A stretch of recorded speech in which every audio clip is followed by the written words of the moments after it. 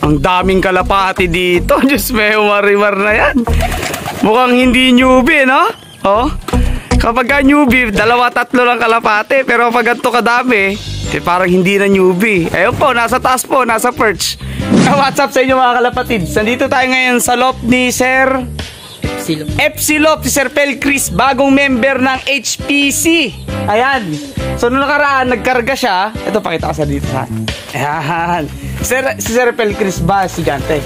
Ayun. Mamaya may tanong ako, mga kalapatids, ano? So unahin muna natin yung mga kalapati niya dito. Bakit ganito kadami agad? Mga nabili po, tsaka mga pasibong na rin po yung iba. Ay, iba pa anak mo na? Apo. Tapos anong mga banded? Komring-komring na lang? Apo. Pero sa ngayon na member na si Sir FC, makakabili ka ng singsing kay Presasan. Diyan kay Sir Asan. Sa labasan lang, di ba? Pasama ka na lang niya kala mga tito mo. Ready na siya magsuksok ng HPC ring. Sakto yung breeding ngayon mga kalapatids dahil sa March next year, mag-i-start na yon. So saktong-sakto yung ibon mo, bis na. O ayan, nasa hapunan pa yung iba. Yun, nandun pa sa taas. Diyos may marimar na yan, o. Ang dami, may ibang kulay. May pure white, may blue bar, may checkered, may white flight, may grizzle. O halos nandito na lahat. May red check. Merong, ayun, di ko alam anong kulay ito mga kalapatids. So, okay, comment naman anong kulay ito. Sa katabi mismo ng loft niya mga kalapatids, ito yung loft niya. Dito yung kanyang breeder. Ito lang breeder mo. Konti lang siya mag-breed, oh. Saktuhan lang, yung parang breed pang estudyante lang mga kalapatids, yung kayang suportahan. So hindi siya nagbi-breed ng sobrang dami para hindi rin mahirapan. Ayan. Ito mga gandang kulay ng kalapati niya rito. Ito mga to, ayan. Asan pa yung isa, may nakita ko ito. Ayan, ang ganda. Oh, ito nabili mo rin yan mga yan? Apo. Saan mo nabili? Diyan lang po sa may ano. Tabi-tabi? Apo. Yung iba po ay kay ano, kay Dito Christian po. Ayun, ganda pa ng grizzle doon sa gilid, oh. Ayun, mga kalapatids, oh. Grabe, ang dami nito para sa newbie, eh, no? Kailan ka nag-start mag-ibon? January po. January lang, nito lang taon na to. Apo. Tapos etong loft mo, binili mo na lang din o pinagawa? Pinagawa, ayun, mayroon siyang aviary sa taas. Ito yung kanyang landing board. Ayan. Diyan na rin yung trapdoor niya mga kalapatid. Tapos yung releasean, ito sa baba nito. Ito no? Ito. Tapos yung pintuan, nakakapasok sa loob kasi medyo kalakihan. Ayun, ganda sa taas. Ayan, no? Magkano nagastos mo sa gantong kulungan? 4 plus po. 4,000 plus lang? Apo. Pati rainbow na? Apo. Mura.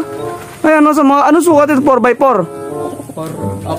4x4 by 5. O yun, sa mga gusto na't maghahanap ng ano, ng sukat ng loft, ng pang starter pack, na pang hindi naman sobrang daming ibon.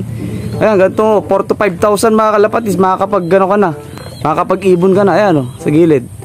Kaso sa gilid, istrapal na lang. Kung gusto mo palitan ng liso, pwede. Kapag ka magpapagawa kayo, pwede rin hardiplex, pwede rin yero. Ito mga to, panlaban mo to lahat? Apo. Kailan? Saan mo ilalaban at kailan? Kung meron pong kanina, para may pangalan. Eh ba't isa lang yung entry mo na nakaraan? Ano po nun, medyo bata pa po sila. Ah, hindi pa training. Apo. Ito mga to, saan mo ito tinitraining? North din? Diyan lang po sa Ampere, sa Burlongan po. Panorte pa din mga kalabs yung training na ito. Sakto-sakto hanggang Carpa may karera ng Norte. Tapos after ng Carpa puro South na ang laban. Yun. Para lang magkaroon ng idea si Sir Pel Chris. Mga kalapatids, ano, para yung training niya hindi malito. Ang dami, hindi na natin mabibilang kung ilan to mga kalapatids. Pero kayang-kaya naman suportahan. Kaya mo naman pakainin lahat. Hindi naman napapabayaan itong mga to. Ayos. Siyempre sa gantong kadaming ibon, hindi ko na-expect ganito kadami. Akala ko mga 5 hanggang 10 lang. Nasa ano na to, 30 ata. Hindi ako nagkakamali. Ayan. Halika nito, ayan.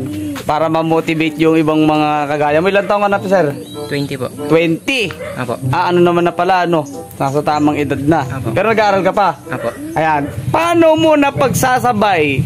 Kasi ako na-experience ko na nung nag-aaral ako dati, naipagsabay ko yung pagtatrabaho sa gabi, pagkakalapati sa umaga at hapon, tapos pag-aaral sa buong araw. Ikaw, paano mo na pagsasabay yung kalapati sa pag-aaral?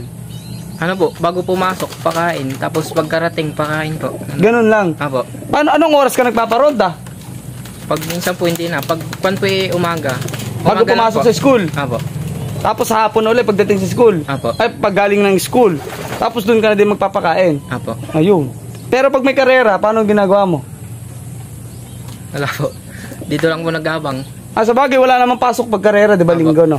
Ayan. Ano namang, sino nagkikait sa'yo mag-ibon? Ang lalayo ng mga kasama mo nag-ibon dito. Kayo po nun. Saan? Paano? Nung ang loop nyo pa po nun yung kahoy. Pero hindi ka pa nag-start nagkalapati nun? Nagkakalapati na po. Nag-aalaga ka na nun. Apo. Pero yung ganito talaga, nitong January lang. Apo. Tapos, nung napapanood mo pa yung old loop ko, yung kulay blue, Apo. na maliit lang na kahoy. Apo. So nanonood ka na nun. Apo. Ang tagal na nun ah. Kasama ko pa nga po si Benji. Benji King. Oo. Kaklase mo ba yan? Apo. Ayun, taga dun sa amin yung Benji King. Kasi Benji King, na-aksidente eh. Apo. Pipilitin ko sana mag-ibon uli para matino na lang sa bahay. Na-aksidente ata siya, di ba? Apo. Ayun. Tapos ano pang itatanong ko, Sir Pelcris, para ma-motivate saka makarelate yung mga kagaya niya. Sa pag-maintenance, patungan nila vitamins, minsan nanggagaling ka magulang pa din. Hindi po. Sa'yo na? Sarili po. Paano? Anong way? Tatrabaho po sa bukid. Ayos ah. O, di ba, kung gusto talaga may paraan. Kung ayaw, walang katapusang dahilan. Di ba? Tama, ano? Kung gusto talaga natin, magsa-sideline tayo. Gagawa natin ng paraan. Para hindi natin iasa sa magulang, di ba? Apo. Kasi kung iasa natin sa magulang yan, tapos pag-aaralin ka pa, so baka magkontrahan. Mahirap yung pauwian, mga kalapatids, ano? Apo. Ayun, saktuhan mga kalapatids yung height ko dito. Ayan. Medyo ko lang ako ng konti. Ayan, napifeel ko na medyo tumangkat ako dito ng konti. Pag ganito ako sa loob ni Sir Pelcris. Ayan, ang daming ipon nga, oh. So, ang gamit niyang ano pala, ganito. Yung Taiwan, ano, pero may trapdoor sa loob. Yung Taiwan style na may T-trap. Tapos nakahang siya. Ang taas, siguro mga 4 feet. Na naka-elevate tong loft niya sa lupa, mga kalapatids. Subukan natin umupo. Kaso problema, pag ganito kadami Sir Pelcris, advice ko lang sa'yo, bawasan mo sila dito sa loob, gawa ng kulang ng perch. Apo. Dapat isang ibon, isang tungtungan o isang ganito, perch. Para lahat sila may dadapuan, hindi sila nandito sa lapag, no? So kung kaya mo naman dagdagan pa yung perch at may mga space pa naman, both side, yan, dito sa kabila rin, dagdagan mo pa, sir, no? Para lahat sila may mayroong tutulugan, para komportable naman sila dito sa loob ng loft. So, tandaan na siguro nito mga kalapatids. Medyo ano na siya, medyo borgan na yun. Kaso wala siyang ring, hindi natin malaman kung ilang taon na tong ibon na to. Pero feeling ko ano na siya talaga, matured na. Ayan, ang gandang kalapati, oh. Jansen roll on, Jansen relax. Diba? Yung kulay, pero yung blood din hindi. Ito, meron pa tayong isa na nakita ditong maganda. Lumipad na. Ito, ayan, lumapit na mga kalapatid. Ayan, o. Sabihin lang natin. Ito naman yung isa. So, sabi ni Sir, ang ID daw nito is opal. So, hindi rin ako sure kasi hindi ako masyadong familiar sa mga rare color. Ayan, pakisabi naman kung ano, kung opal talaga siya. Pero kagandahan nito, yung kanyang bar, mapapansin nyo yung bar niya, ayun, no? Para siyang white bar, mga kalapatids. Ang ganda, ayun, no? White bar. May medyo brown ng konti.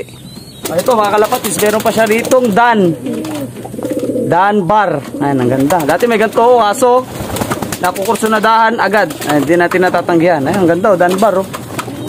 Oh, likot. Oh, Dan bar, mga kalapatids. Ama, saka anak, magkamukha, oh. Oh, ganda tingnan. Ayan, oh. Ay, mayarang na. Wait lang. Naraka na tayo ni Blacky. Ayan, oh. Magkamukha. Ay, marang na ni Grisel. Mga hindi takot sa camera itong mga ibon dito. Ayan, ang ganda, oh. Oh, sana maparami ni Sir Pelcris yung ganitong mga kulay. Ayan. Magkamukha sila, magtatay. That's it for today's video. Yo, Sir Pelcris, baka may shoutout ka. Shoutout sa girlfriend ko. Yun, masabi mo pangalan. Si Nika. Yun. That's it for today. Maraming salamat. Ingat.